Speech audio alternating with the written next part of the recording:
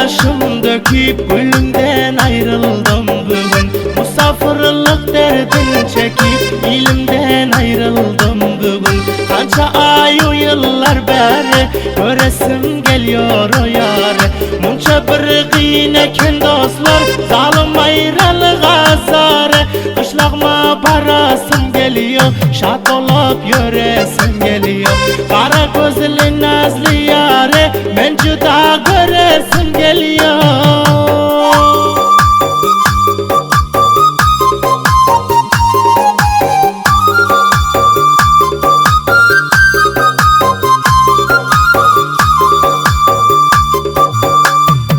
Kalbimde kendir yaralar, tapam yok buna çareler. Bugün ayrılık elinden, köp uzak oldu aralar. Gam bilen gül yüzüm soldu, gözlerim yaşlara doldu. Kaçak vaktim benim yarım, yüreğini bağlayıp kaldı. Ben yanı taptım dip baktım, yar boynuna güller taktım. Yar gözüne yaşlar geldi, Huda yarın diyen vaktim. Hiç kim yanmasın dostlarım, benim bu yanan oduma. Elim işe batmaz benim, sevgilim düşüp yadıma.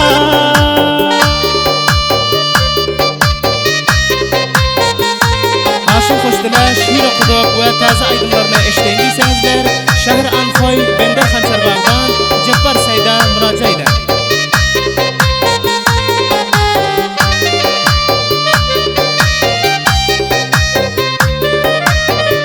Karanlık dünyanın yüze doğmuyor günüm aylarım. Gözüme görünüp duruyor yar bilen gezen çağlarım. Bugün yüreğimin derdini ağlap şiirlere bitirmen. Huda canım nesip eylep, kaçan şol yare yetermen. Çekerin men bugün feryat, günüm bolmuyor menin şad.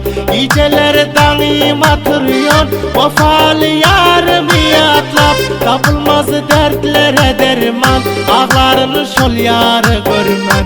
Abdülvahhab Sütteş diyer, yar yolunda canım gurur.